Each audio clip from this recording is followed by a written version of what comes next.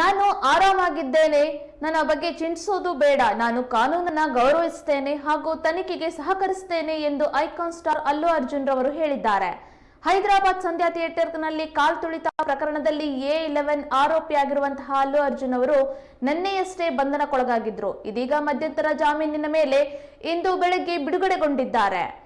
ಬಿಡುಗಡೆ ಬಳಿಕ ಮಾಧ್ಯಮ ಪ್ರತಿನಿಧಿಗಳ ಜೊತೆಗೆ ಮಾತನಾಡಿದ ಅವರು ಧನ್ಯವಾದಗಳನ್ನ ತಿಳಿಸಿದ್ರು. ಫ್ಯಾನ್ಸ್ಗಳಿಗೂ ಕೂಡ ಧನ್ಯವಾದಗಳನ್ನ ಹೇಳಿದ್ರು. ಮೃತ ಮಹಿಳೆಯ ಕುಟುಂಬಕ್ಕೆ ನೆರವಾಗುವುದಾಗಿಯೂ ತಿಳಿಸಿದ್ರು. ನಾನು ಆರಾಮಾಗಿದ್ದೇನೆ, ಆ ಬಗ್ಗೆ ಚಿಂತಿಸೋದು ಬೇಡ, ನಾನು ಕಾನೂನನ್ನು ಸಹ ಗೌರವಿಸುತ್ತೇನೆ ಹಾಗೂ ತನಿಖೆಗೂ ಕೂಡ ಸಹಕರಿಸುತ್ತೇನೆ ಎಂದು ಹೇಳಿದ್ರು. ಮೃತರ ಕುಟುಂಬಕ್ಕೆ ಸಂತಾಪವನ್ನ ಸೂಚಿಸುತ್ತೇನೆ. ಸಿನಿಮಾ ನೋಡಲು ಹೋದಾಗ ಈ ಘಟನೆ ನಡೆಯಿತು. ಅದು ಅಚಾನಕ್ಕಾಗಿ ಆಗಿದ್ದು. ಘಟನೆಯ ಬಗ್ಗೆ ನನಗೂ ಕೂಡ ನೋವಿದೆ. ಹಿಂದೆಂದೂ ಇಂತಹ ಘಟನೆಗಳು ನಡೆದಿರಲಿಲ್ಲ. ಆ ರೀತಿ ಮಾಡ್ಬೇಕನ್ನೋ ಯಾವುದೇ ಉದ್ದೇಶ ಇರಲಿಲ್ಲ. ಅವರ ಕುಟುಂಬಕ್ಕೆ ನಾನು ಕ್ಷಮೆಯನ್ನ ಕೇಳ್ತೇನೆ, ನನ್ನ ಕೈಲಾದ ಸಹಾಯವನ್ನ ಮಾಡ್ತೇನೆ ಎಂದು ತಿಳಿಸಿದ್ರು.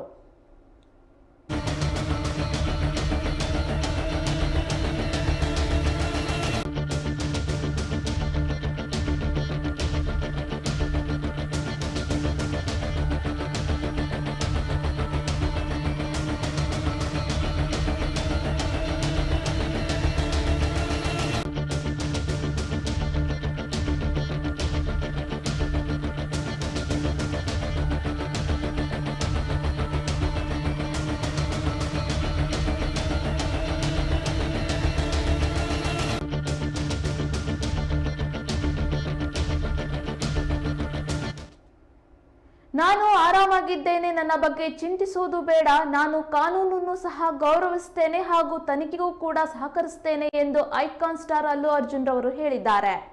ಹೈದರಾಬಾದ್ ಸಂಧ್ಯಾ ಥಿಯೇಟರ್ನ ಕಾಲ್ ತುಳಿತ ಪ್ರಕರಣದಲ್ಲಿ A11 ಆರೋಪಿಯಾಗಿರುವಂತಹ ಅಲ್ಲು ಅರ್ಜುನ್ ಅವರು ನಿನ್ನೆಯಷ್ಟೇ ಬಂಧನಕ್ಕೊಳಗಾಗಿದ್ರು. ಇದೀಗ ಮಧ್ಯಂತರ ಜಾಮೀನಿನ ಮೇಲೆ ಇಂದು ಬೆಳಗ್ಗೆ ಬಿಡುಗಡೆಗೊಂಡಿದ್ದಾರೆ. ಬಿಡುಗಡೆಯ ಬಳಿಕ ಮಾಧ್ಯಮ ಪ್ರತಿನಿಧಿಗಳ ಜೊತೆಗೆ ಮಾತನಾಡಿದ ಅವರು ಧನ್ಯವಾದಗಳನ್ನ ತಿಳಿಸಿದ್ರು. ಫ್ಯಾನ್ಸ್ಗಳಿಗೂ ಸಹ ಧನ್ಯವಾದಗಳನ್ನ ಹೇಳಿದ್ರು. ಮೃತ ಮಹಿಳೆಯ ಕುಟುಂಬಕ್ಕೆ ನೆರವಾಗುವುದಾಗಿಯೂ ಕೂಡ ತಿಳಿಸಿದ್ರು. ನಾನು ಆರಾಮಾಗಿದ್ದೇನೆ, ಆ ಬಗ್ಗೆ ಚಿಂತಿಸೋದು ಬೇಡ, ನಾನು ಕಾನೂನನ್ನು ಸಹ ಗೌರವಿಸುತ್ತೇನೆ ಹಾಗೂ ತನಿಖೆಗೂ ಸಹಕರಿಸುತ್ತೇನೆ ಎಂದು ಹೇಳಿದ್ರು. ಮೃತರ ಕುಟುಂಬಕ್ಕೆ ಸಂತಾಪವನ್ನ ಸೂಚಿಸುತ್ತೇನೆ. ಸಿನಿಮಾ ನೋಡೋದಕ್ಕೆ ಹೋದಾಗ ಈ ಘಟನೆ ನಡೆದಿದೆ. ಅದು ಅಚಾನಕ್ಕಾಗಿ ಆಗಿದ್ದು. ಘಟನೆ ಬಗ್ಗೆ ನೋವಿದೆ. ಹಿಂದೆಂದೂ ಇಂತಹ ಘಟನೆಗಳು ನಡೆದಿರಲಿಲ್ಲ.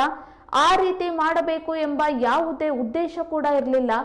ಅವರ ಕುಟುಂಬಕ್ಕೆ ನಾನು ಕ್ಷಮೆಯನ್ನ ಕೇಳ್ತೇನೆ, ನನ್ನ ಕೈಲಾದ ಸಹಾಯವನ್ನ ಮಾಡ್ತೇನೆ ಎಂದು ತಿಳಿಸಿದ್ರು.